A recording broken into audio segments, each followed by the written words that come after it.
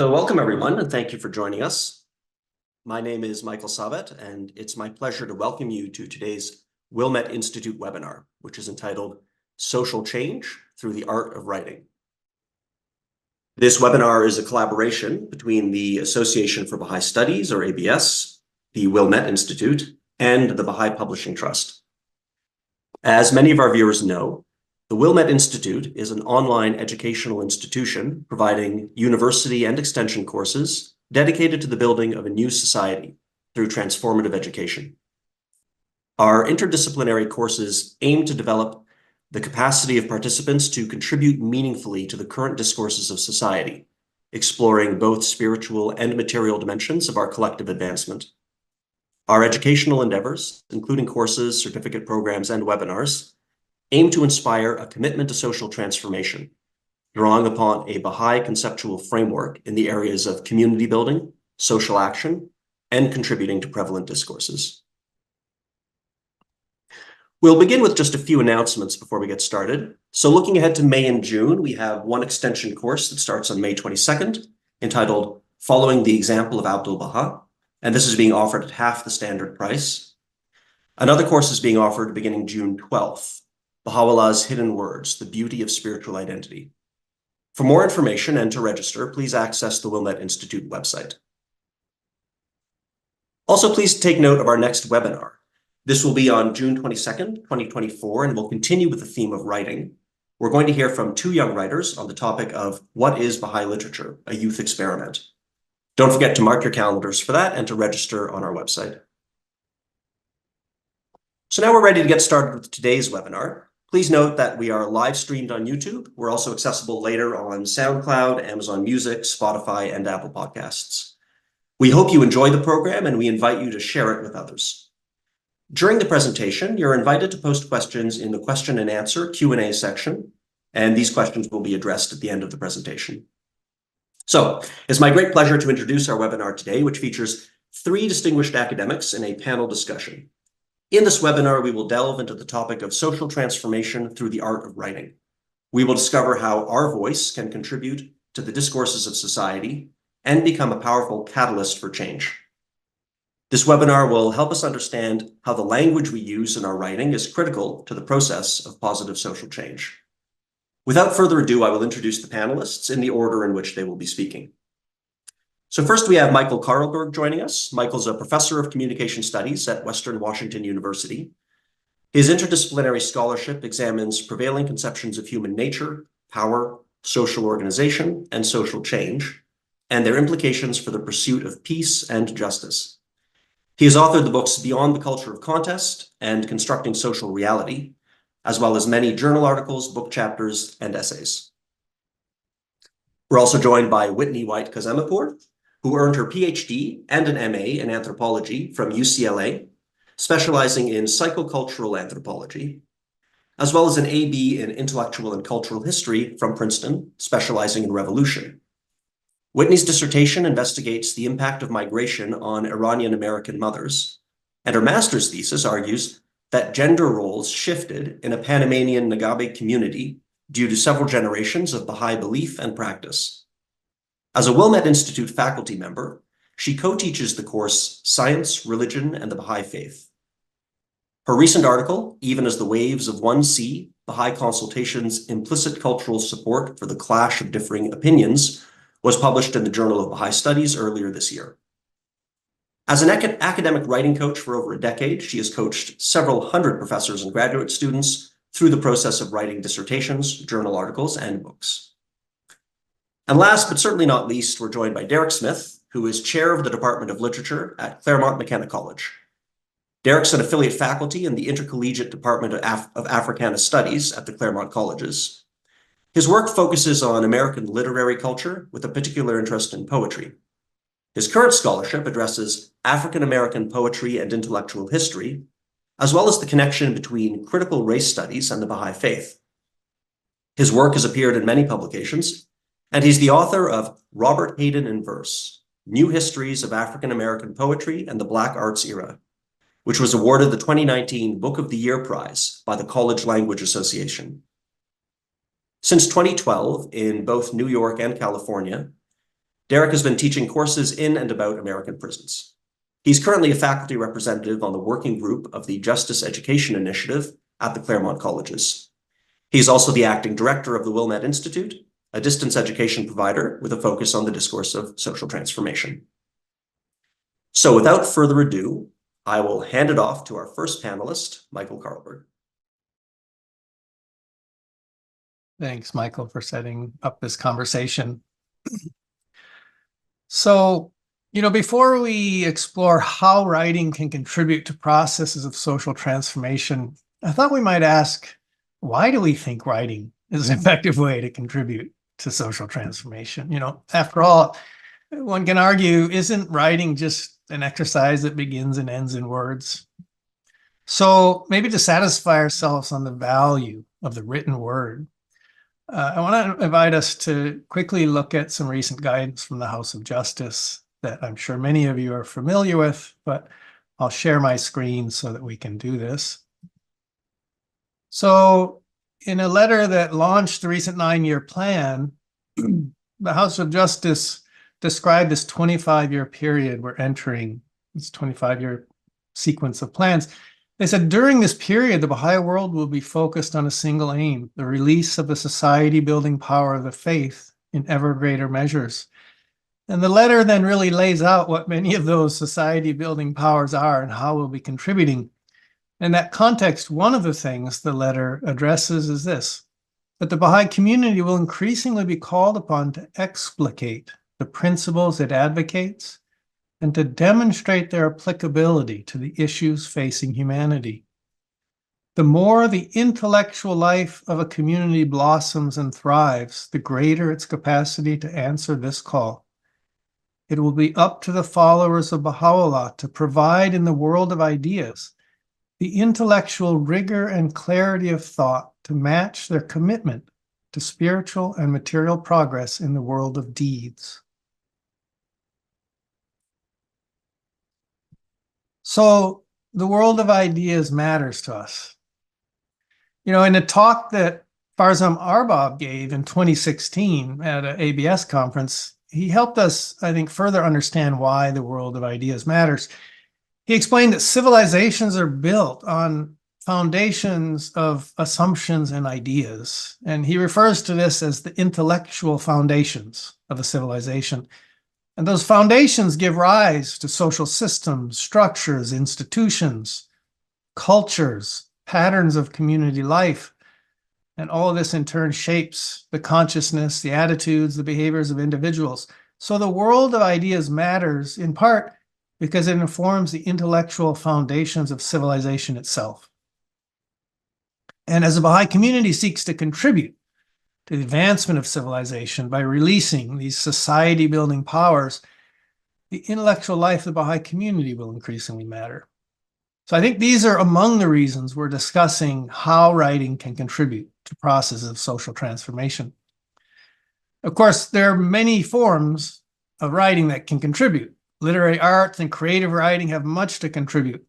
My own experience is primarily with analytical writing, so that's what I'm going to be talking about. With analytical writing, it's very important, I think, first off, just to clarify, who are we writing to? What is our audience? Most of my writing has been addressed first to academics whose interests intersect with mine, especially in the broad interdisciplinary field of peace and justice studies, where a lot of my work is centered. So I employ language that conforms to the norms of academic discourse, and I engage concepts and theories that are relevant in academic discourse communities I'm engaging. I also strive to make my writing accessible to students or to those who are just entering into academic discourse communities. Now, one of the fruits, I suppose, of my efforts is my writing is being cited and built on by other academics. It's also being assigned to undergraduate and graduate students in classes I occasionally hear about.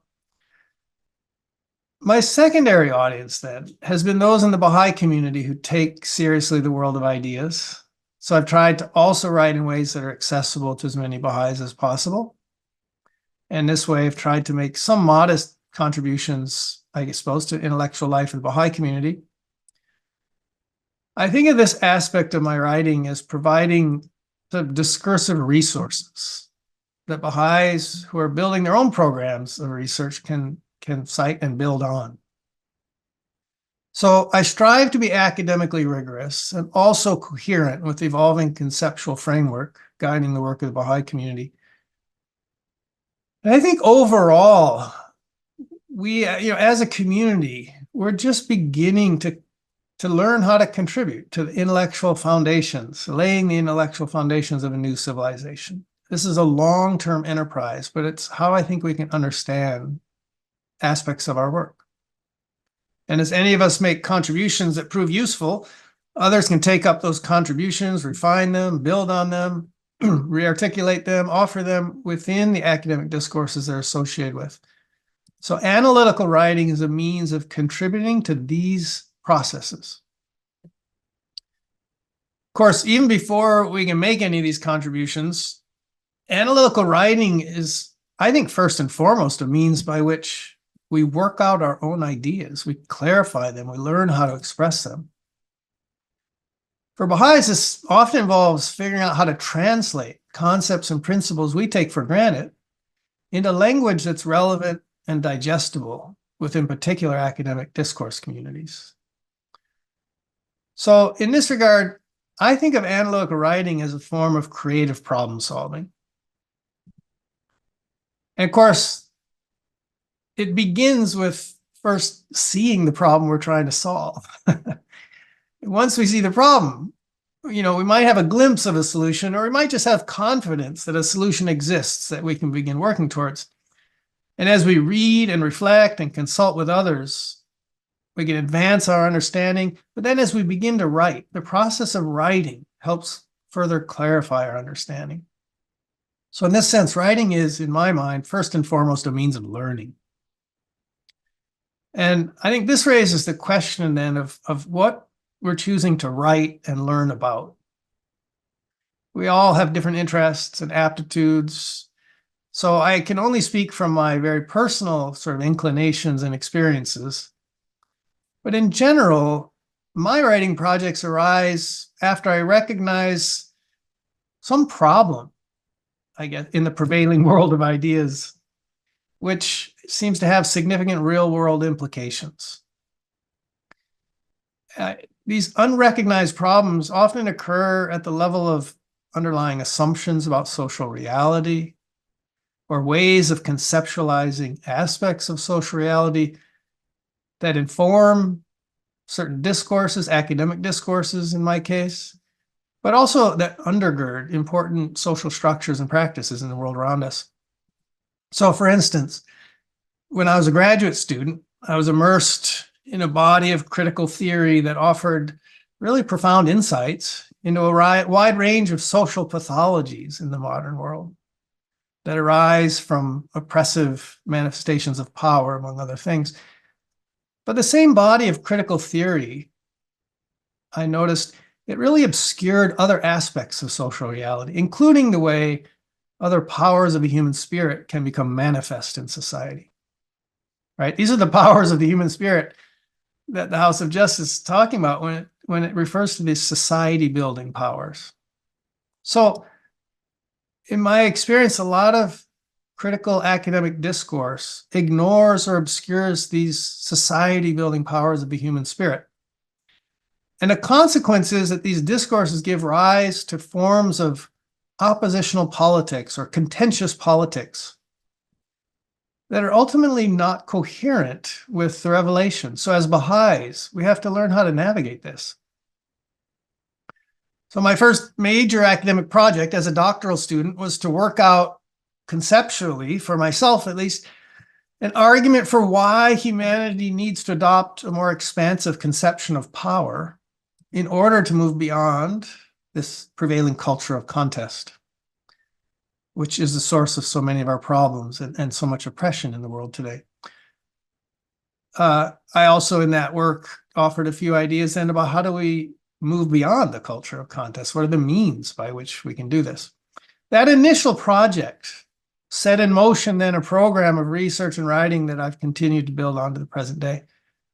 Each development in my own thinking And each writing project clarified or opened up a sort of next step, a new problem to focus on.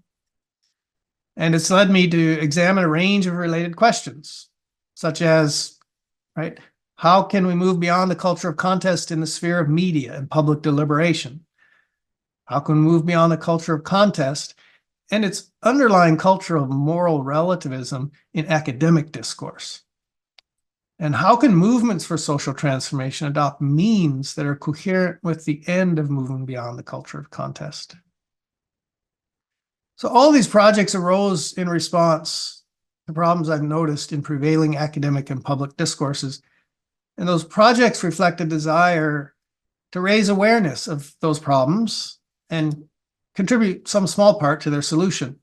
This is how I've chosen my subject matter over the years. So maybe I'll close with a few thoughts then about my writing habits or developing effective writing habits based on my personal experiences, but also a lot of observations of others who are learning to write. Analytical writing and the research that informs it is really hard work. I tell my students, if writing isn't hard, you're not doing it well, right? As a form of creative problem solving, active writing, first and foremost, it's mentally taxing. And when you combine writing with the rigorous research needed to inform it, it's time consuming and it takes a lot of discipline.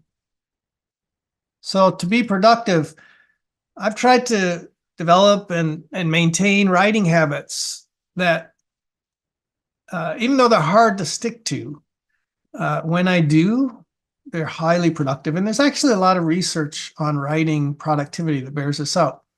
So, what I do, I've identified a time of day when I have the most mental acuity for writing. And for me, that's first thing in the morning. And I try to set aside an hour or two almost every morning to write. But even if I only get 30 minutes in on some days, that's enough to keep steadily advancing a writing project. The key is daily habit and daily discipline. And one of the reasons that daily habit is needed is this. If analytical writing is a form of creative problem solving, every time you sit down to write, you run into new puzzles you have to work out. Right? These might be working out the relationship between a specific sequence of ideas, or trying to find language to communicate this clearly to readers, right? Some of these puzzles won't be solved when you're sitting at the computer. They'll actually be solved when you're away from the computer, doing something else, maybe even sleeping, but your unconscious mind is still working on these problems. So solutions to these kinds of conceptual and linguistic puzzles that you encounter when you're writing, for me, the solutions often come literally in my sleep, usually in the early hours of the morning, just before I wake up. And I get up, I sit down to write, and I've already solved maybe the latest puzzle I've been stuck on, and I can move on. That's a good part of my writing process, and is why daily daily discipline is necessary. None of this is possible if you have a sort of binge approach to writing. You write for very long blocks of time over multiple days, but you don't do it that often. You actually can't employ the labor of your unconscious mind continually solving these problems when you have that sort of binge approach. If you're serious about analytical writing as a means of contributing to world ideas, I strongly suggest developing a sort of disciplined daily habit. So last thing I just want to add is this. What I just described might sound like writing is the work of, an isolated individual. But meaningful, coherent, impactful writing, it doesn't occur in isolation. I think especially for Baha'is, it's the fruit of being engaged in social processes of community building, and also being engaged in communities of discourse.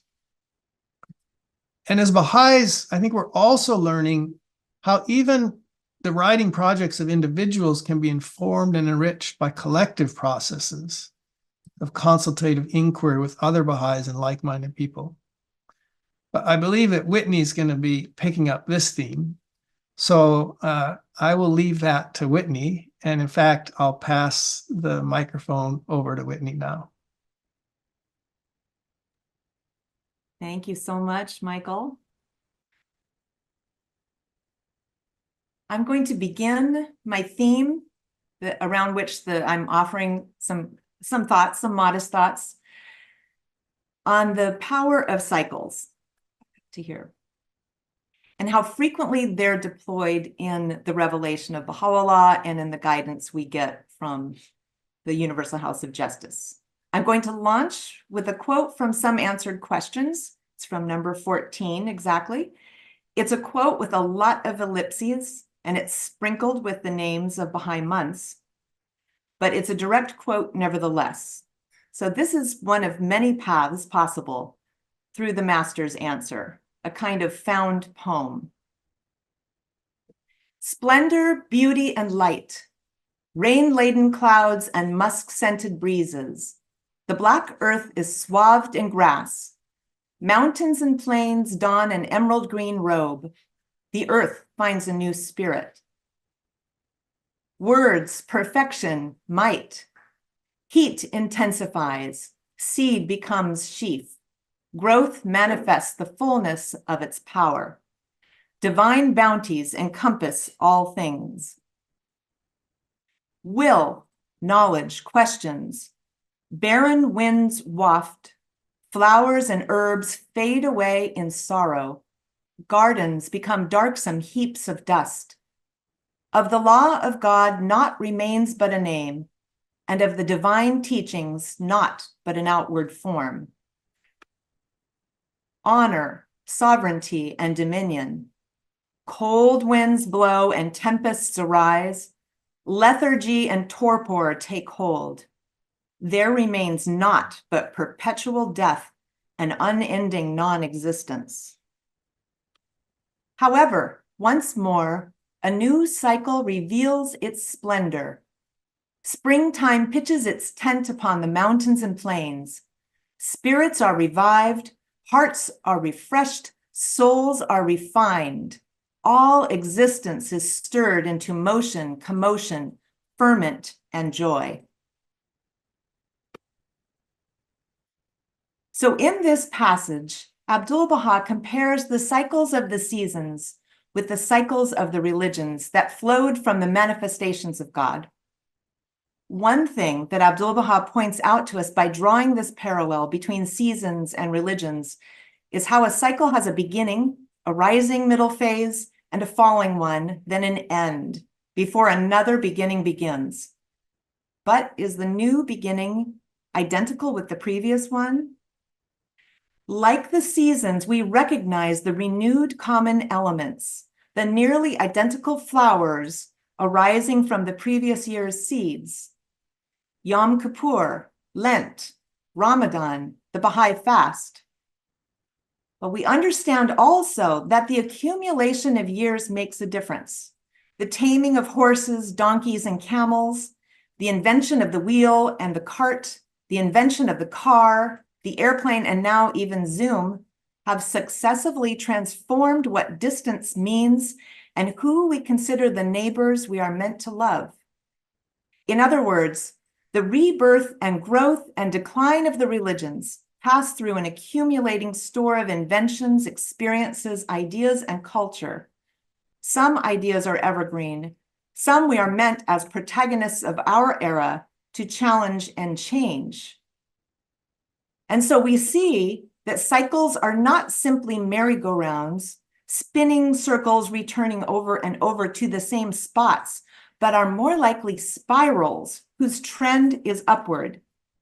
Each spiraling cycle with its beginning, middles, and end occupies its own unique space. Rising and falling, they are spiraling cycles of growth, evolution, and learning. Experiencing the roller coaster of such a spiral, the risk is in misinterpreting the winter as permanent and the new spring as an indication that you've made no progress.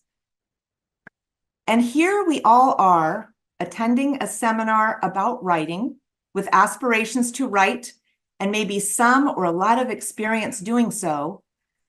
So we know that there may be few human experiences that feel more like a cycle of seasons than writing. We catch the seed of an idea, letting it blossom in an initial draft, and critiquing it until the first draft turns into a slash and burn fallow field. We risk misunderstanding the wintry critique and revision period with its lethargic feeling of, to slightly misquote Abdul Baha, perpetual death and unending non-existence as a sign that we've made no progress and the tender plant that we've drafted should be abandoned.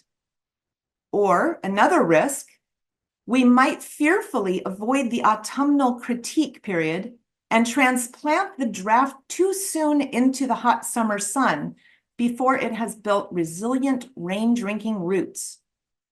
Or yet another risk, when insecure perfectionism grips us, we might keep our flourishing draft in the greenhouse too long, depriving its imperfect beauty of having its relevant season in the sunlight.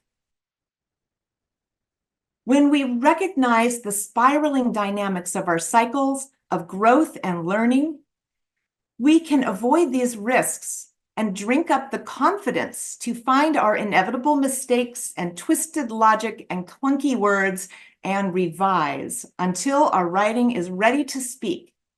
And then we can let it out into the world to do its bit of work. Each era calls forth from protagonists relevant contributions, and I see our plans as these kinds of cycles. We are currently finding our way through the musk-scented breezes and vernal commotion of a 9-year cycle, set after the 1-year plan, like a second jewel within the ring setting of a 25-year cycle. We are finding a new spirit, and the heat is intensifying in this 3rd year of the 9-year plan. In this 9-year cycle, in order to translate Baha'u'llah's revelation into societal change, we read in the letters from the Universal House of Justice that we are called increasingly to participate in the prevalent discourses of our communities, as Michael was talking about. This important line of action makes those of us who want to nudge social transformation through the art of writing prick up our ears. Participating in prevalent discourses have a few dimensions that I want to bring out. So we're going to be thinking about what this might entail to contribute to these discourses. And I'm going to be drawing on several letters from the Universal House of Justice, mainly the 28th of November, 2023, the 30th of December, 2021 letters, and then also a 2008 letter that was written to an individual political scientist. And also drawing on our knowledge of academic literature reviews. So in this brief look, though, before I jump into some of these dimensions, I want to highlight how we need to identify and reshape the background assumptions that provide the often unspoken foundations of discourses. Background assumptions, similar to what Michael was talking about, are the implicit beliefs and accepted truths that we take for granted in our writing, in our thinking. These assumptions shape how we understand the world and interpret our experiences, how we craft our relationships and make decisions. For scientists, background assumptions, for example, shape what is considered relevant data for a hypothesis. And in everyday thinking, our culturally shaped background assumptions shape what we think is natural and normal and valuable. So, for example, Baha'u'llah's revelation makes a lot of claims that push on and remodel background assumptions, as the Universal House of Justice mentions. He makes claims about fundamental issues of existence, such as the nature of the human being, the purpose of life, the oneness of humanity, and the equality of men and women. So with the role of the process of challenging background assumptions in mind, let's look at this quick list that I've compiled of the tasks that are involved in contributing to discourse. So first, We need to understand the discourse. A discourse is a public conversation, and we need to understand what's happening in the conversation before we jump in. This is going to include understanding and identifying the background assumptions, understanding gaps in those assumption gaps in that conversation. And of course, we need to understand the partisan positions, which are ever changing, so that we don't engage in them or align ourselves incorrectly with them. Incorrectly, because we're not really thinking that way either. Second, we need to identify how Baha'u'llah's revelation can contribute, how Baha'u'llah's revelation can reshape assumptions and fill those gaps. Third, we need to foster unity of thought and collaboration, and that comes back to this avoidance of using partisan language. And also this includes avoiding being drawn into sharp dichotomies. The Universal House of Justice wrote about climate change with this language. I think I'm on number 4. Fourth, we need to always be harmonizing science and religion. Fifth, we need to, and this is taken directly from that 2008 letter that I mentioned, we need to figure out how to present the gems from Baha'u'llah's revelation attractively to those seeking new insights. We need, among the things that we need to do in order to do this, we need to demonstrate the relevance. And I believe Michael actually included that portion of the quote that I love as well, that speaks to this, this applicability. We need to demonstrate the principles' applicability to the issues facing humanity.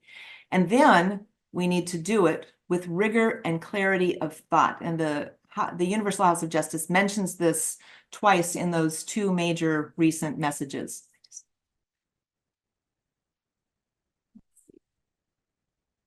So many of these assumptions involve seeing clearly the background assumptions that are being made in the discourse, and then correlating and enunciating replacement assumptions from Baha'u'llah's revelation. Writing is an ideal form of communication for this kind of complex task, because it allows us to slowly and carefully think through all these dimensions and then express our contributions with humility, but conviction, with tact and moderation. We may not start out knowing how to do this, and that's okay. We can nurture in ourselves the ability to do this, because writing, as Michael also said, is also a form of learning. And the Universal House of Justice emphasizes that cycles of learning are key to all kinds of our contributions to the rebuilding of society. So let's look briefly at the power of cycles of learning that the Universal House of Justice mentions to us. We are encouraged that the release of the society-building power of the faith results from a new consciousness and a new capacity for learning. And again, the House of Justice mentions to us that it is this growing capacity to resolve complex questions and then to take on still more complex questions that characterizes the process of learning that is propelling the progress of the faith. Now, the cycle in a cycle of learning has also been mapped out for us by the House of Justice. And I think we're all becoming more familiar with action, reflection, consultation, and study as elements of this. A solid writing practice will also tend to follow this 4-stage cycle of learning that the Universal House of Justice teaches us. And I think that our writing practice can be strengthened by using the steps as a rubric. Oftentimes, we're following the order: study, consultation, action, and reflection. And so let's look at it first, how these cycles of learning can help us write for social change and how they apply to each of the 3 protagonists of the divine plan: the individual, the community, and the institution. So we'll start with the individual writer. So everyone needs to develop a practice, as Michael suggested, and he was just a perfect launch for this discussion. Everyone needs to develop a practice that works for them, and everybody is different. Although there's kind of as a writing coach, I can tell you that most people write starting from in the morning, and they write daily, and that's a really, really good practice. But some people write a little bit differently. But this is an example. I'm not going to go over it in great detail. But the specific strategies taken by an individual or in a project or a certain stage of a project may vary. But you still are going to find all of these elements of action, reflection, study, and consultation. And the reason, and what this all points to really, is that writing is thinking.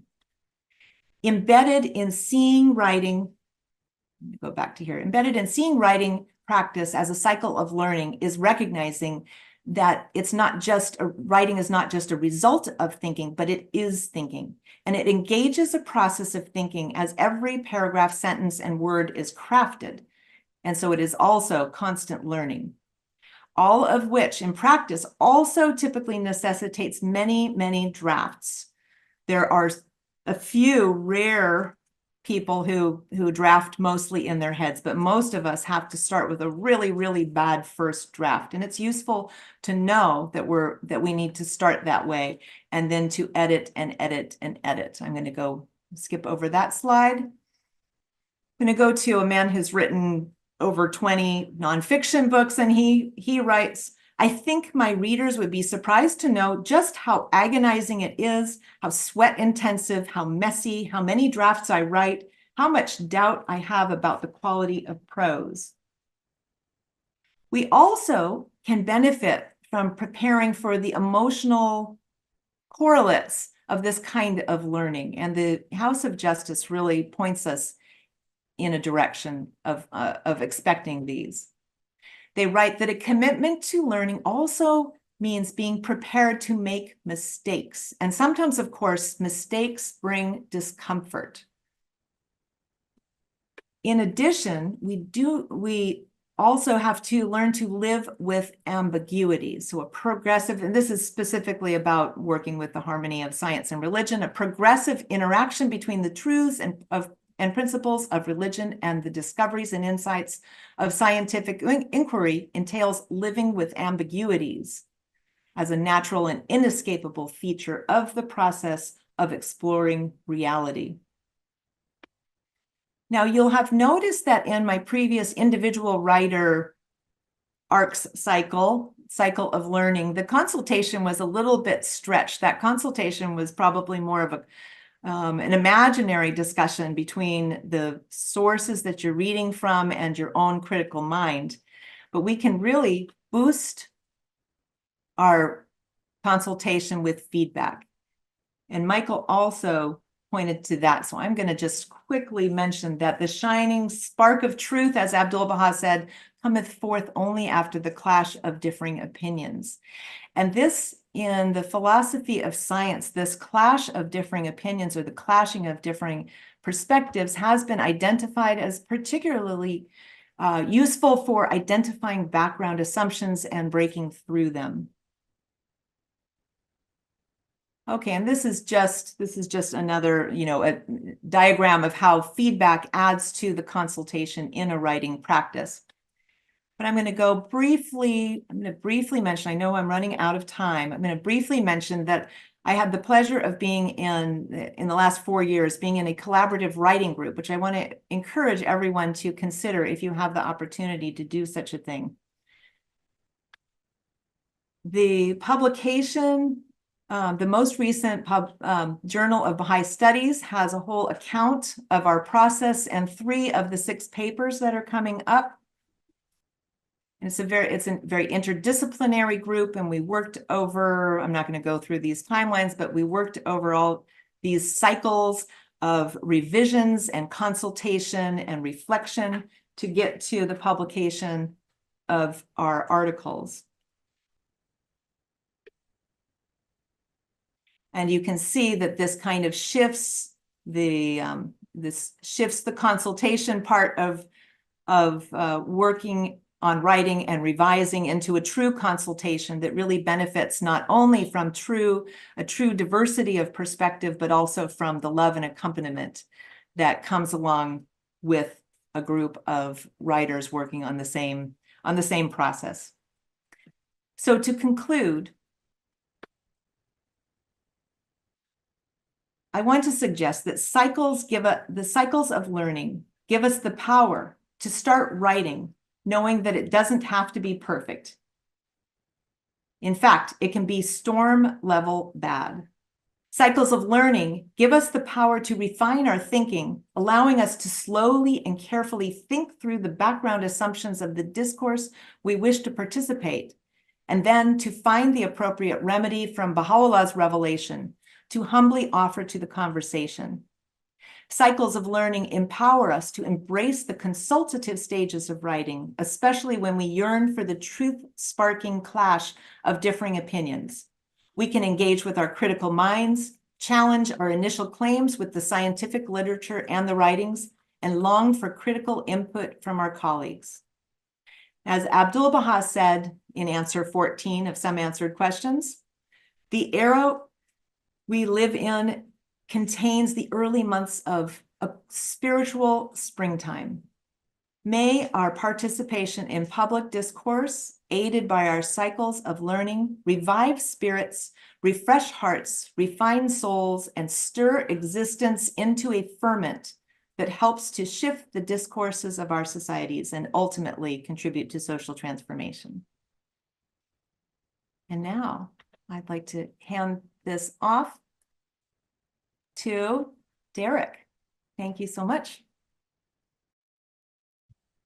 Thank you, Whitney, for that very sort of thorough and methodical approach to how we might harness the power of cycles to improve our writing. And as I was listening to it and thinking also back to Michael's points about the systematic way in which we need to engage in writing if we expect to be really productive, I must say that I felt anxiety welling within me because of late I have not been the most methodical or systematic in my own writing, but I can say that there are some good reasons for that. And one of the reasons is that I spent a lot of time in meetings over the last year or so, or a couple of years, actually since the reception of the 9-year plan from the Universal House of Justice. Many of us have been spending a lot of time in meetings, and perhaps for me over the last year, we could talk in the hundreds of hours, I think. And I love meetings. I love consultation. And there was one moment in those consultations that always stands out to me. In the consultation, there was a wonderful idea that had been floated to the group, and people turned over the idea a bit. And then someone who hadn't spoken too much piped up and said, yeah, this reminds me of a story. And perhaps some of you have heard this story. And it's about a group of mice that were continually attacked by a cat. And the mice didn't know what they should do about this attack. And then they were consulting, and one of the more intelligent mice came up with a wonderful idea. And he said, I have this great idea. All we need to do is get a bell and tie it around the neck of the cat. And so we'll know when the cat is coming, and we'll be protected from whatever incursions the cat may be able to muster. And everyone said, yes, that's a wonderful idea, a wonderful idea. And then another mouse spoke up and said, now all we have to do is figure out who's going to tie the bell to the cat's neck.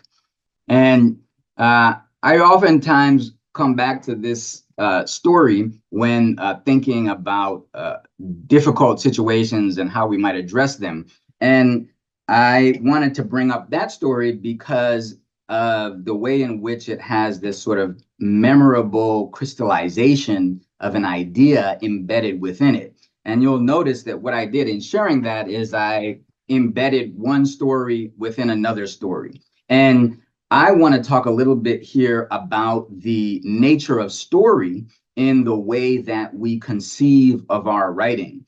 And one of the things that we understand is that as a species, there is something very potent about our attraction to and our capacity to create story.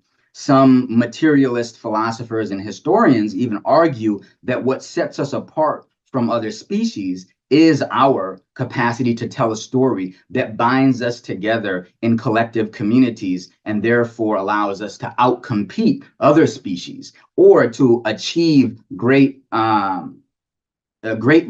in a way that is unique to our species. And so whatever the case, there is something that is hardwired into our biology, one might say, that attracts us perhaps physically, but then also spiritually to stories. And actually, one of my favorite sort of literary piece of literary criticism is this huge book called The 7 Basic Plots. And in that book, what you'll find is that many stories, or one could say the majority of stories that come from traditional cultures and cultures before pre-modern cultures, are all kind of organized around 7 basic plots, including things like rebirth and the quest, and my favorite, overcoming the monster. And so I think that when we are conceiving of how we can produce writing, we can be hyper aware of the stories that we use and that we use both explicitly and implicitly in our efforts to create social change. And so I'm not talking here about sort of, telling a story about cats and mice every time we want to get a point across or create social change. I'm just using that as an example to help us understand that our minds are very much shaped by certain kinds of stories, oftentimes stories which are contextualizing or that kind of run in the background and help us engage with ideas. And so we can look back at the writing of the central figures of the Baha'i faith and of Shoghi Effendi and the Universal House of Justice, and notice the way in which story is so shaping. We might look back at like the way in which social transformation is conceived of in the Baha'i faith, as I understand it, is a kind of interaction between individual transformation and social transformation. We know that we are walking on a twofold path, and that involves this individual inner transformation as well as this external transformation. And Baha'u'llah gives us guidance for both of those kinds of transformations. And so we know much of the guidance about social transformation we can read in many of his tablets, and then we can think about the way I conceive of his writings about and in the form of mystical writings as giving us guidance on individual transformation, the inner transformation that takes place as we attempt to change reality and bring Baha'u'llah's vision into reality. And as we look at the writings of Baha'u'llah, the mystical writings of Baha'u'llah, we think, of course, of the 7 valleys and the 4 valleys.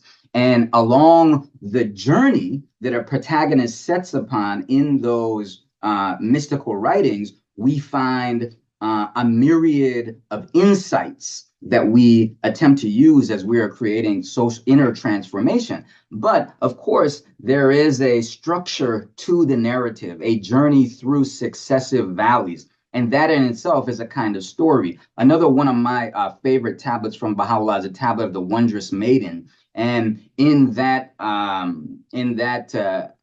tablet, a aspect of divinity comes out of the mansions of heaven and observes humanity. And that aspect of divinity, the Maiden of Eternity, is described as having hands that are encrimsoned with her ardent lover's blood. And she observes humanity and sees our heedlessness, and then bewails her own plight and returns to the mansions of divinity above. And of course, this is just a story that is meant to give us some kind of conception of a mystical truths about the relationship between humanity, divinity, and the manifestations of God. And we are meant to contemplate that story in order to gain greater insight. We can also think about the stories that Abdu'l-Bahá gave us. He was given the task by Baha'u'llah to produce a traveler's narrative about the episode of the early history of the faith. He also gave us the memorials of the faithful, right? These are stories about individuals that are meant to be instructive and inspirational to us. And then, of course, we can think about all the work that Shoghi Effendi had to do in unfolding the administrative order of the Baha'i faith, translating the works of Baha'u'llah into English. But we can also think about why it was that he spent so much of his time translating Nabil's narrative, the early histories of the faith, to give us stories that we could engage with. And of course, he gave us God Passes By to tell us the story of that first 100 years of the Baha'i faith. And so then we think about the Universal House of Justice, and like, does the House of Justice give us stories? And I think it becomes clear to us when we think about the November 28th letter that just came, that told us the story of the first 100 years of the formative period of the Baha'i faith. And there is a story that is now circulating about the study of that letter in the area of northwest Zambia, Mwinilunga, where the house of worship is being built now, a very vibrant community. And as the friends were studying that letter there, they began to refer to it as the story, our story. And I think that we can take from that an understanding that the insights that we are meant to have to understand the framework for action that has been developed over the last 100 years have been cast in the form of a story for us by the Universal House of Justice. And so for those of us who are trying to think about how to contribute to social change through writing, I think that we can call upon the power of story. And that doesn't mean that we're trying to, write pot boilers or page turners or something like that. But we can think about the major plots and narrative arcs that are important to Baha'i ideas about social transformation. So I think of the fundamental letter of the March 13th letter of the Universal House of Justice to the Baha'is of Iran, a fundamental letter in conceiving of social transformation from a Baha'i standpoint. And what we see there very early on is a description of humanity traveling on a process or traveling on a journey of maturation, comparable to that of the individual who is engaged now in a period of adolescence, which leads to an inevitable maturity. We see that also in that the statement and purpose for the statement on the methods and purpose of the Ruhi Institute, which of course is our main instrument right now for creating social transformation. In that document, very early on, we have that same narrative arc of humanity being laid out and characterizing our contemporary moment as one of being comparable to that of the adolescent, right? And what does that story do? That gathers all of humanity into a single collective, right? That also gives us a source of hope. We know that we're heading toward inevitable maturity, and it provides an interpretive mechanism for the social travail of the contemporary moment, right? So we see how much is operating implicitly within that metaphor of a story of humanity. And so we can look, I think, into deeper layers of the guidance that we're receiving about how to create social transformation. And then we begin to see that a key concept for us is that of the protagonist, right? And that all of the plans of all of the plans that we are working through right now are meant to build up the capacity of protagonists. And protagonists are those who advance a story, right? The Universal House of Justice is keying on that for us. So this, I think, helps to again, understand social transformation as a kind of story that we are all participating in. We can go further and sort of clarify the elements of the story that we should key upon when we're thinking about our own writing, right? We don't really have villains in our stories, do we? Right? We don't have good communities and bad communities. And Baha'is and friends of Baha'is are not the chosen people against the blasphemers, right? All people alive in the world today are potential protagonists in a chosen time. We're not the chosen people. We live in the chosen time, the day of God, as it's referred to continually in the writings of Baha'u'llah, and Shoghi Effendi particularly brings us back to this day of God that we are operating within. And so if there's no villains and there's no bad guys, so to speak, in our stories, where does narrative tension emerge in the story, right? And I think that we get that, of course, in these forces of integration and disintegration that are operating within our narrative of historical development. And so what we're trying to do, as I understand it, is channel the forces of integration into structures, communities, and ultimately societies that are capable of overcoming things that are associated with the forces of disintegration, things that Michael has so brilliantly described as the culture of contest and competition. And we are not trying to overcome those through conflict and contention, but rather by supplanting those forces with communities and societies that are built up to provide havens of peace for a harried and conflict-scarred humanity. But if we return to the idea of the protagonist once again, and we think about the guidance the House of Justice and Shoghi Effendi have given us, we understand that the protagonist is not just an individual, right? The protagonist helps us, the protagonists of society are three in number, right? We have the individual, the community, and the institutions. And I got to really give a lot of credit here to Michael Sabet here, who talked me through this idea. I was, oh, yes, when we think about our story of the development of humanity, we have to conceive of the harmonious relationship between these three protagonists of society. And we have to think about how different that is from the narratives of society that we get in both our sort of creative writing text, our creative text, but also in our analytical texts as well. Oftentimes what we will see, for example, in superhero movies or superhero narratives of all different casts is the heroic individual that saves the community from a corrupt institution or a corrupt community or a corrupt individual, right? Or what we might see is a heroic individual who acts in a vigilante mode because the institutions are so corrupted that they cannot do the job of safeguarding the community. And so what we need is the heroic individual that will safeguard the community and overturn the corrupt institution. But what we're thinking about from the Baha'i perspective is a dynamic in which we don't really think of like these warring protagonists of society, but we're thinking about their harmonious operation. One of the things that we see in analytical writing that Michael was referring to earlier, right, is we see that one community is cast often as a victim and another community as a victimizer.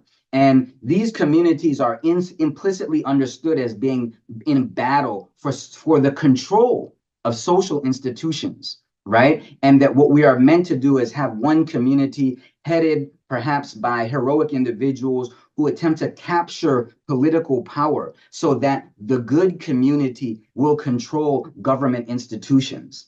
And in our own conception of the social transformation, we're attempting to supplant those kinds of stories and narratives. And we're trying to build up stories that oftentimes take a kind of background role in our writing that can be used to create social transformation according to the stories, the narratives that are being given to us by the central figures of the faith, of course, and then by the universal house of justice in the contemporary moment. So I've gone on a little bit long here, but one of the things that I think we might do is, knowing that we are in a learning process, think about the objects of learning that we might set before ourselves as writers. And so we can think of 3 questions that some that come to mind today, and these are basic questions. Probably Whitney sort of expressed these far more eloquently than I'm going to encapsulate here. But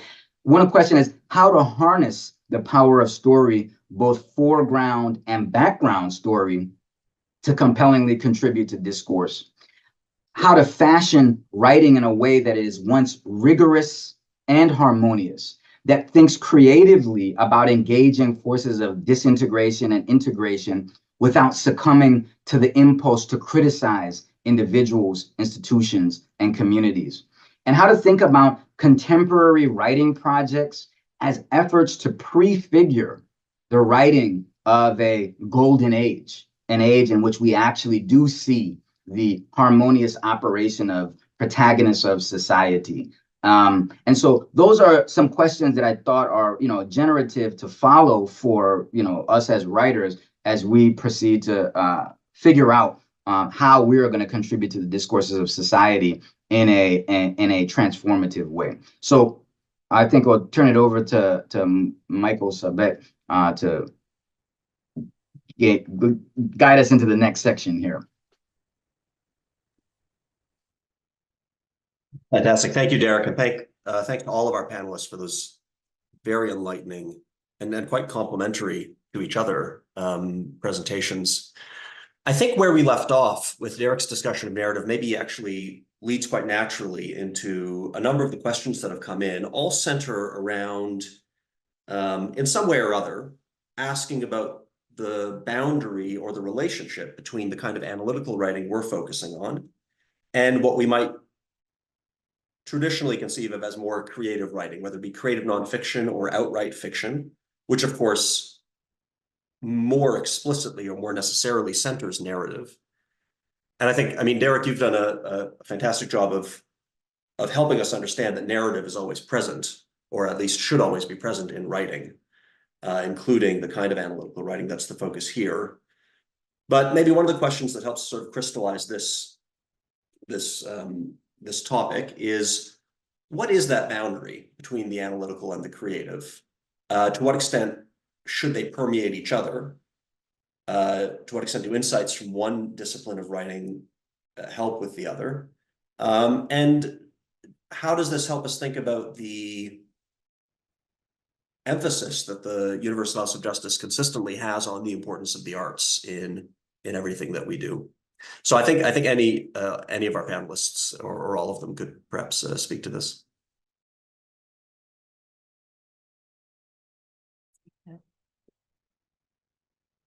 So I think that this is a great question, and I know that Michael and I and Derek are probably all writing mostly in the analytical tradition, but I don't think any of us were trying to suggest that the creative writing is not as impactful, maybe even more so. Derek, of course, is really pointing to that and pointing to that unity. So I'll let him speak on that aspect. But I think that creative writing speaks to something that it points really directly to something that's important in all kinds of writing, and that is that kind of opening up of our thinking, allowing it to be influenced by a variety of even random occurrences, our own life history, what we're thinking about as we're walking through the woods. The sources of our ideas are a little bit mysterious. Everybody talks about this, that they don't know where they really got the idea. Michael mentioned solving problems in the middle of the night. And it's something in terms of writing practice, it's really important to include that kind of time to open up your mind to do this kind of thinking, this creative thinking that's more open. So walking while you think, walking while you revise, making sure if you're working on a project to have something to write on in the shower. bicycling places. These are all really important sustenances for all kinds of writing.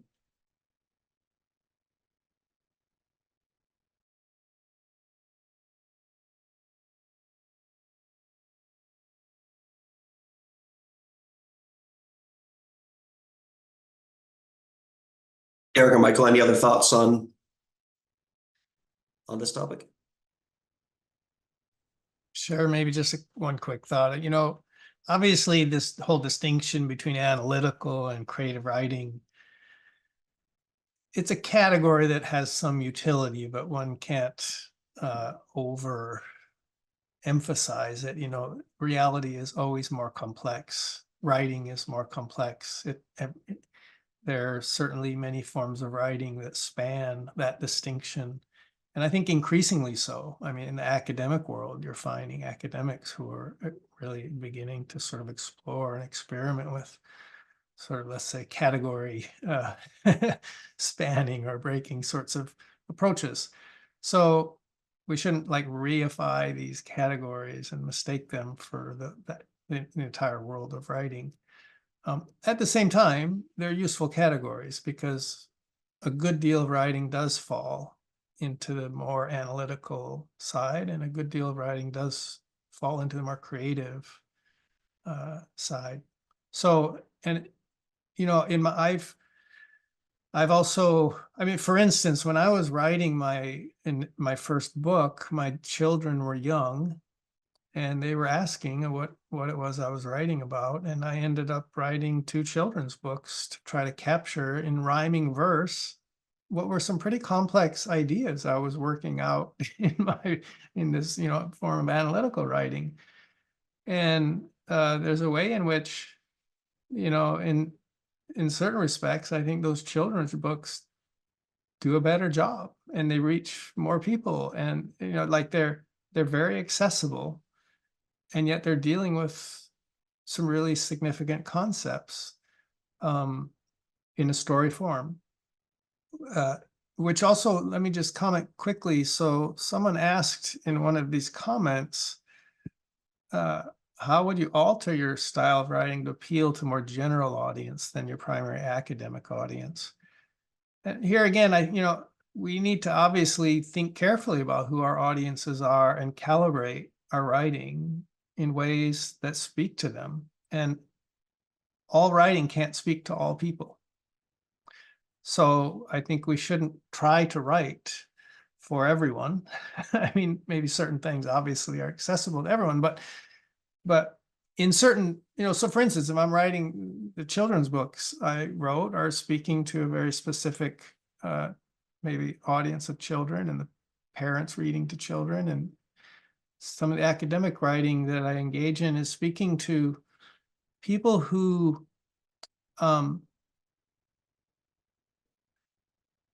in many ways, you could say, have become sort of caught in a web of ideas that in some cases you're trying to help extract them from. I mean, we're all caught in webs of ideas, right, in these ways. But so you have to begin with where they're at. You have to help, you know, use the language they're familiar with if you want to reach them in order to actually invite them to think in other ways. But that's going to be writing to a very specific audience and using language that's appropriate to that audience. So writing for a general audience, I mean, in a sense, you know, one could even ask, is there a general audience? Or is, you know, many audiences actually have cultural and linguistic and intellectual and other forms of training that make them more receptive to some forms of writing than others. And I think we need to give a lot of attention to that. I have written essays for broader audiences and again, tried to calibrate those in ways that are as accessible as possible for what I might envision that audience to be. But the question of audience is obviously a complicated and challenging question that writers have to grapple with.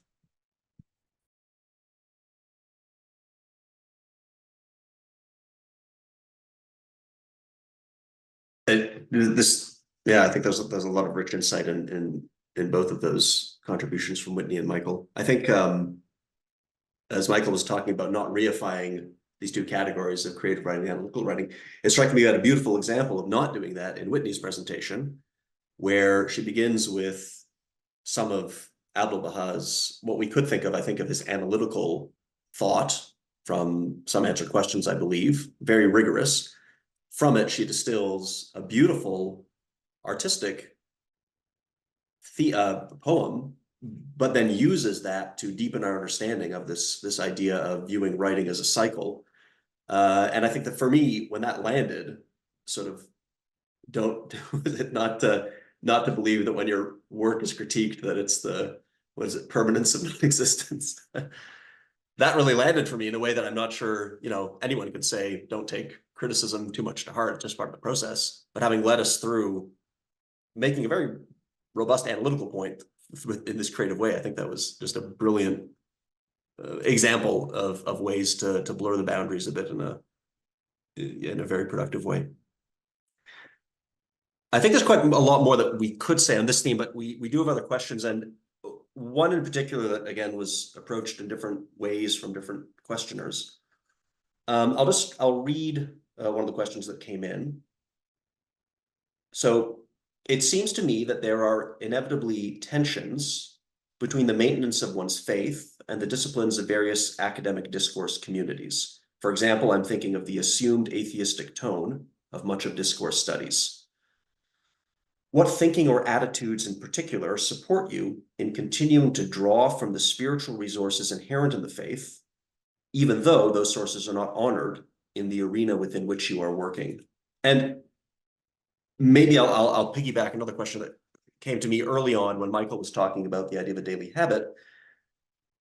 The idea of a daily writing habit for me resonated with the daily habit that we are enjoined to have of reading the Bahá'í writings, engaging with those on an ongoing basis. So maybe as a companion question, what role does that ongoing engagement, where we are to not only read but reflect on the revelation itself, how does that then inform the kind of analysis that goes into our writing? And again, I think that could be open to any of our panelists. I mean, I'll just start us off here. I mean, I think with that, to the question about the sort of the atheistic or materialistic assumption of many of the discourses that we're engaging in the academic space, I think two things come to mind for me. One is that in the contemporary moment, I think there are more and more spaces opening up for engagements that don't necessarily hold to absolutely materialistic or atheistic approaches, right? I mean, I think that there are people who are thinking rigorously about the creation of social transformation and are seeing some of the exhaustion, perhaps, of like materialist and atheistic discourses, those which discount religion and so forth. And so there are spaces that are opening up for us to contribute.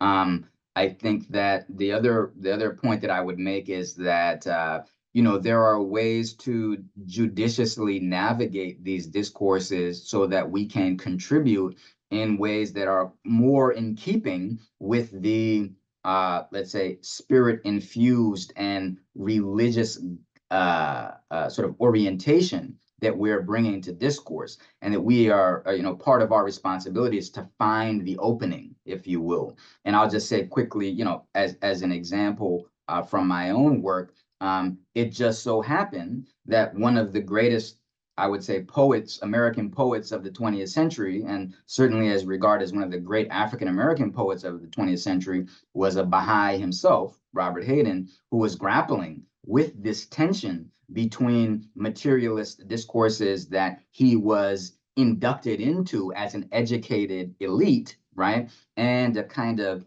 firm sort of a foundation in spiritual principle that came from his childhood and that then transformed as he became a Baha'i. And so he was grappling with those ideas it provided me with a wonderful opportunity to sort of think through the discourse that was my field of specialization, but also continually turn to insights from the revelation of Baha'u'llah as Hayden himself did. So I think that's just one small example of a kind of a navigation of the space that we can all do, looking for the opportunity to most, let's say, coherently contribute to our field.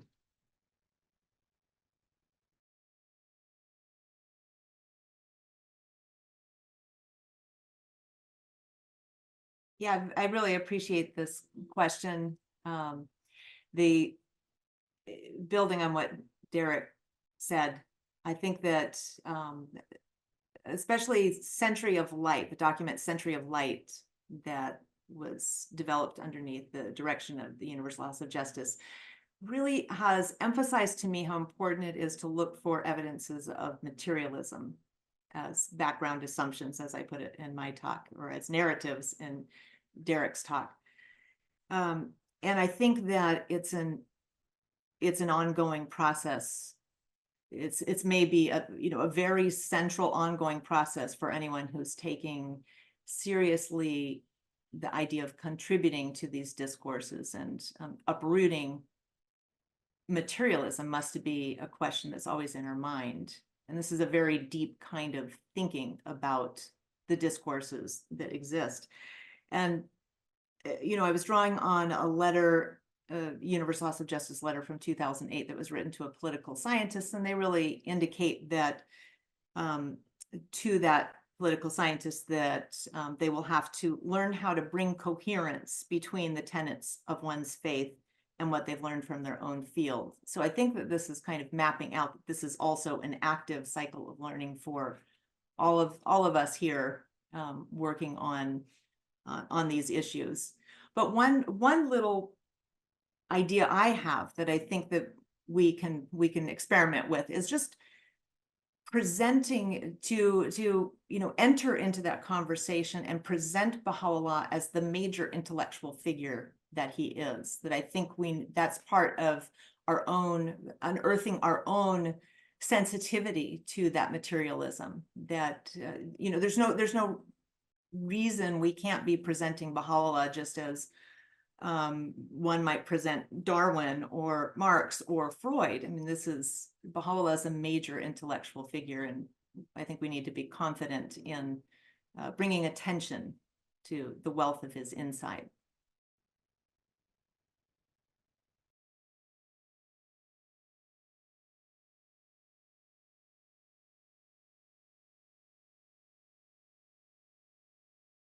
Wonderful. We have a question that made me a bit nervous as someone who works with the written word, primarily for sort of my career. The question is, as we transition to a more visual and audiovisual culture, how do you see the art of writing being transformed to compete, or perhaps be more complementary to these evolving modes of communication, especially among the youth?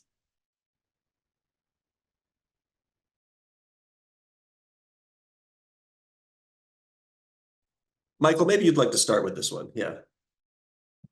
Yeah, so I think, first of all, I think we should welcome this kind of explosion in audiovisual storytelling and communication that young people are driving.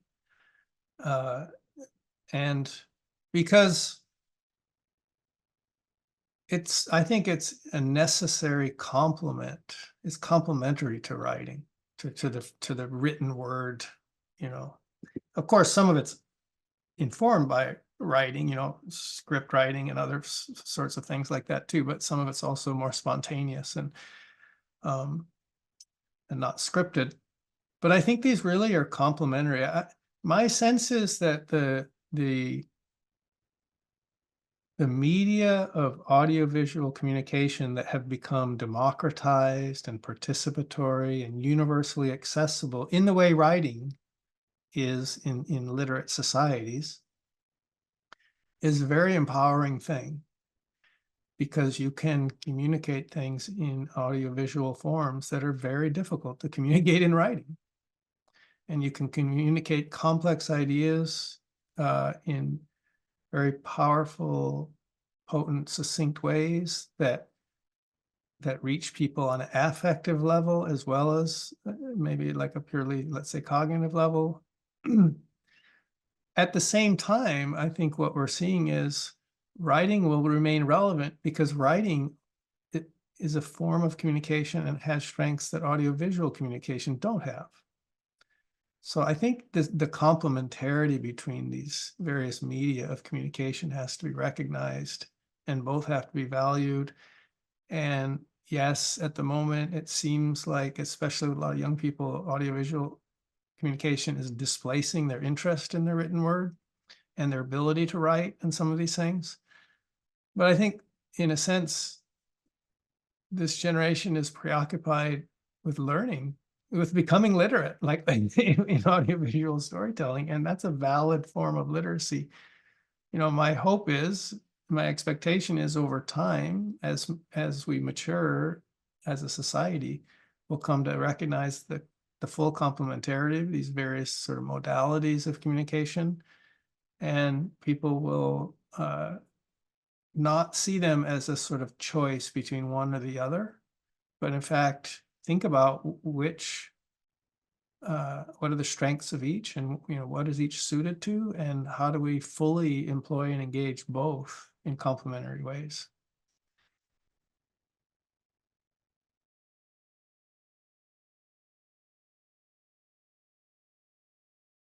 I mean, one thing that I think is probably evident to all of us here who are people who derive meaning from the revelation of Baha'u'llah is that the revelation of Baha'u'llah was written. And, we will for several hundred years now engage with that revelation as it manifests in different forms of communication. But the sort of most, let's say, original form of that will be in the written word. And so I imagine that as our sort of technologies develop, we will still be anchored in that written word of Baha'u'llah for centuries to come. So we may find kinds of structures of communication orbiting around the written word as technologies develop and so forth. But to my mind, there is a good argument to be made for something of the primacy of the written word, even though, we will have these various modalities that we use to engage and communicate ideas.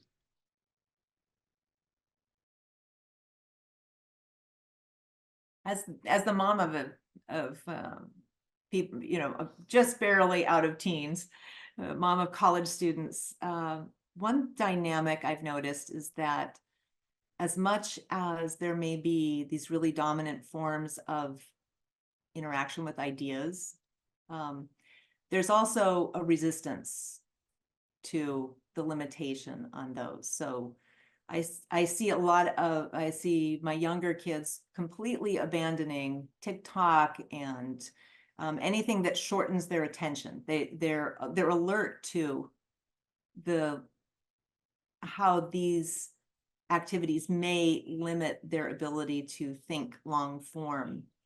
And I'm pleased to see that. I remember Peter Kahn saying that we need to be really careful with our attention span, because and that the writings really push us to have long attention spans, because we need to be able to read a book of Baha'u'llah and understand it. So I'm hopeful that just as those of us contributing to discourse might be challenging these really deep assumptions and narratives, that the young people are also protagonists of their era, and they may be longing for a more long form kind of conversation.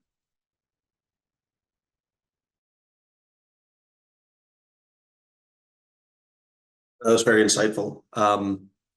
we have a question almost more of on a technical logistical side. So the question was for Baha'i authors who are writing in some way connected to ideas or about the faith. When is it necessary to have that writing reviewed institutionally in order for it to be published? Yeah, maybe I can address this. So The Guardian instituted a process known as Baha'i Review. When Baha'is publish anything that refers to the faith for public consumption, it needs to go through a Baha'i Review. And it's basically a form of peer review that we benefit from. So I've written many things that have gone through Baha'i Review, and I am very appreciative of that process because it gives me confidence that I haven't misrepresented the faith in some way. And that's the only purpose of Baha'i Review, is to ensure that we're not maybe inadvertently misrepresenting the faith in some way. So it's a very simple process. Every National Spiritual Assembly is responsible for ensuring that materials that mention the faith, written as well as audiovisual, materials like films or something, documentaries, are reviewed, and they have an office like in the US and in Canada set up so that this review can happen relatively expeditiously. And so yeah, the answer to this question is like anytime we refer to the faith in our public writing, we should submit it to Baha'i Review before it's published and circulated. And that will continue until the Universal House of Justice decides it's no longer necessary. My guess is it'll be quite a long time because there's great value in it.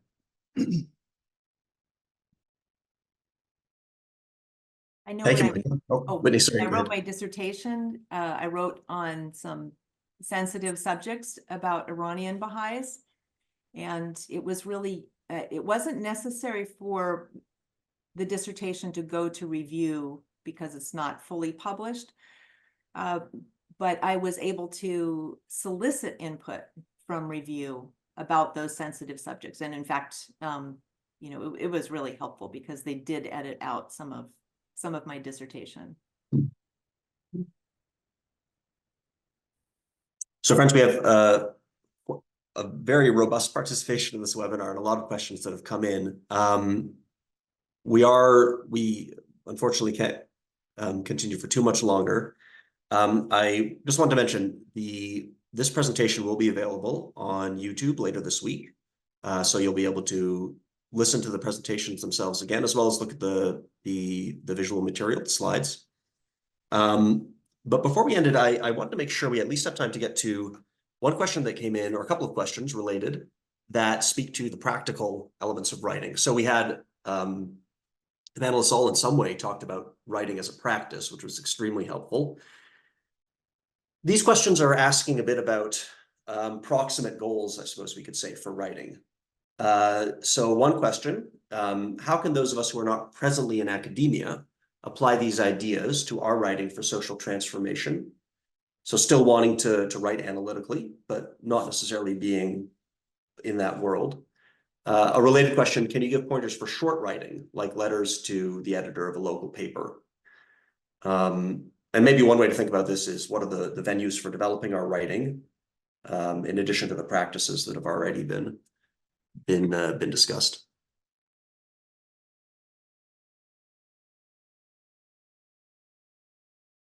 I'd like to speak to that. I think that for some of this less formal writing, the discourse is less formal as well. It's a little bit more in the ether. And I think that involving others collaboratively to give you feedback is more crucial, maybe even than in the formal writing, because you're not drawing as much from a written history of that conversation. So I would really encourage getting a diverse group of, whoever's in your community who's willing to read your material, to read through it to build up your understanding before you publish.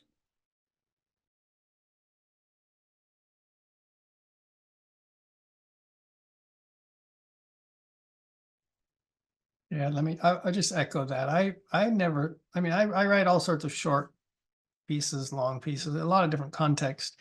My discussion of academic writing was to illustrate primarily the importance of audience. So different audience, different conventions, different language in some cases.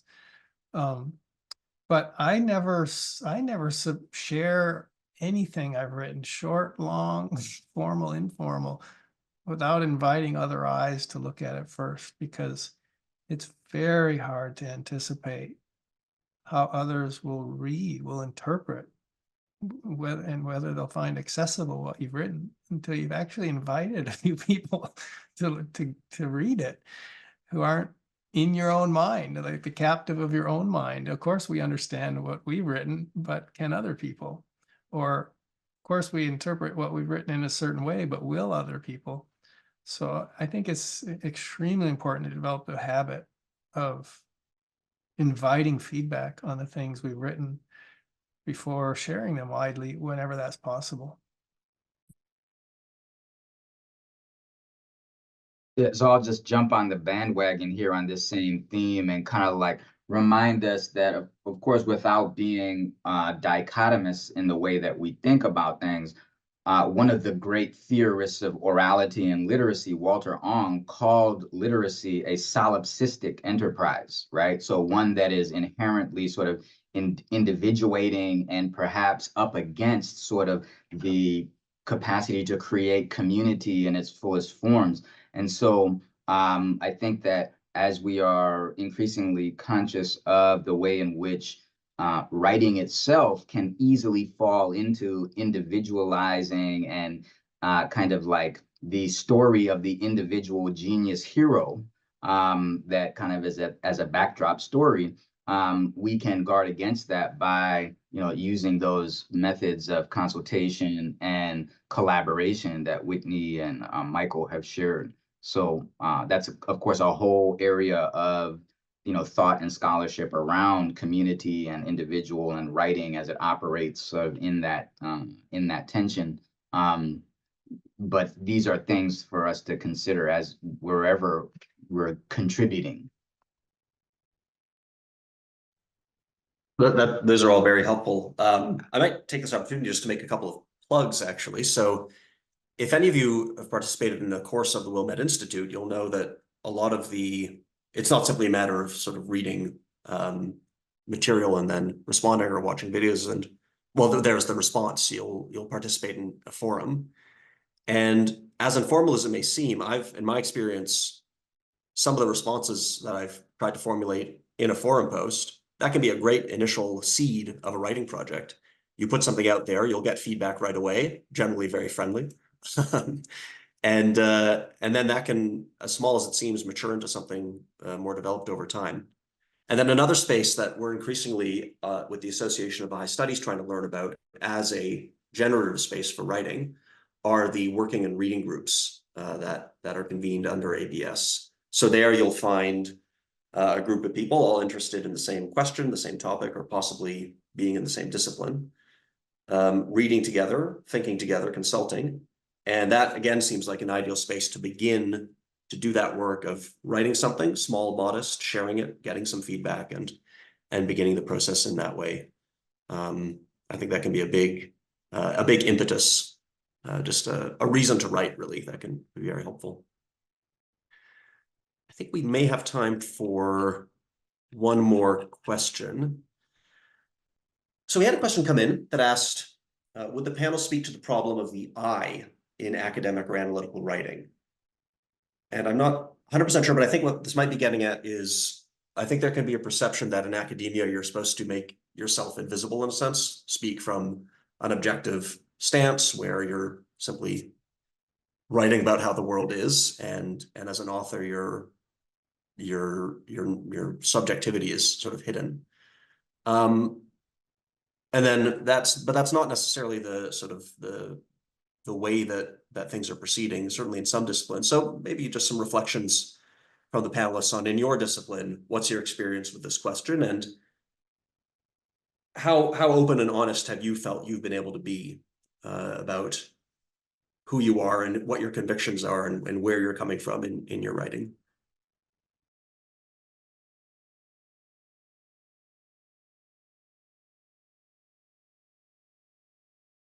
I think in my discipline, in anthropology, we went through a whole crisis of identity that pushed everyone to think about positionality. So I think that since that crisis, anthropologists are very careful to talk about where they're coming from in their writing. And even if I isn't used, although sometimes it is used, I think that it's just very important to include something about yourself in the writing and reveal that. I've thought a lot about my position as a Baha'i, though, going back to that question of the prevalent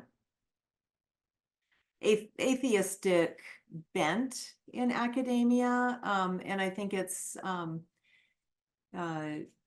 important. I think it's still a process of learning, like I mentioned earlier, how to negotiate having tenets of faith and working within your discipline. And I don't think that it means that we need to transform our disciplines into a faith-based conversation at all. I think that that's not really the place for that, but it's useful to mention that you've got some foundation in some very fundamental principles, such as a belief in the oneness of humankind, a belief in the equality of women and men, a belief in the possibility of the nobility of human nature, that these things really do form who I am as a writer.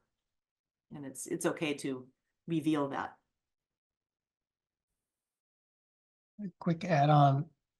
So yeah, I think we have two extremes right now in academia. One is the extreme of like this sort of view from nowhere, the depersonalized sort of writer. And the other is the extreme of a kind of extreme leaning into this positionality in ways that can sometimes in itself become unhealthy.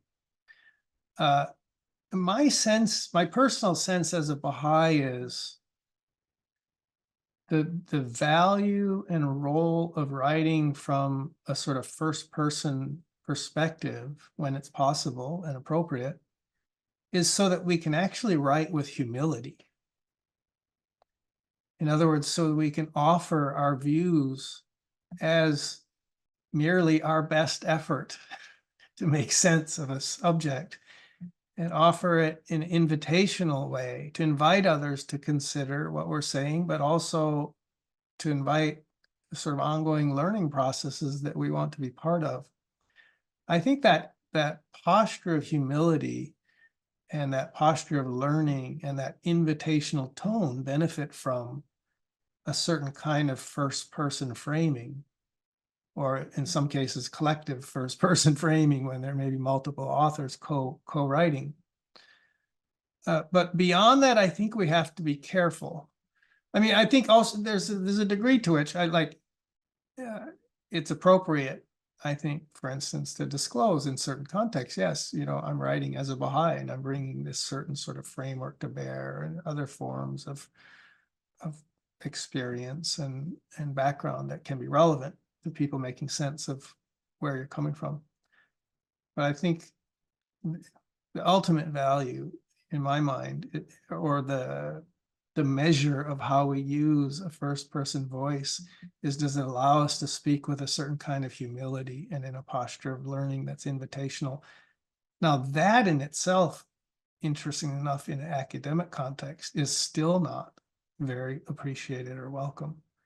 I think there still is a convention in many academic spaces where people want you to speak with a kind of authority and confidence and these sorts of things. But I'm sure that's also a context in which that convention is also being questioned. I can just quickly add, that, you know, I agree with the necessity of learning about how we negotiate these two poles of sort of, let's say, relativist subjectivism as equal to, you know, well-informed, objective, rigorous thought, right? And then also that kind of ideal of the disembodied sort of perspective that is absolute and objective. So like we want to, I think, move between those two poles and kind of figure out, learn a way that effectively navigates that. But then also, like, if we are thinking about the self as the channel through which we are ultimately trying to bring the insights of the revelation to discourse, then our concern, our primary concern, is how do I most effectively manage my own individuality, my own subjectivity, my own standpoint in a way that gives access to my audience to the truths of the revelation, right? So, you know, we are kind of aspiring to use our own selfhood to become a channel to the insights from the revelation and from the guidance.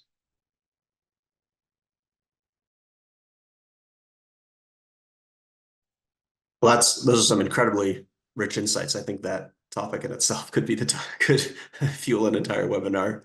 Unfortunately, we are right at the limit of our time. But I'd like to take this opportunity to thank the Wilmette Institute, the Bahá'í Publishing Trust, and the Association for Bahá'í Studies for helping to bring this panel together. I'd like to give a very heartfelt thanks to our panelists. I think that was just a lovely conversation. I feel very lucky to have been able to have been a fly on the wall. And a very big thank you to all of our participants who contributed to the richness of the conversation with your excellent questions and really eager participation.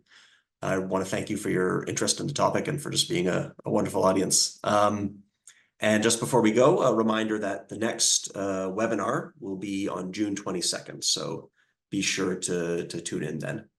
Thanks, everyone.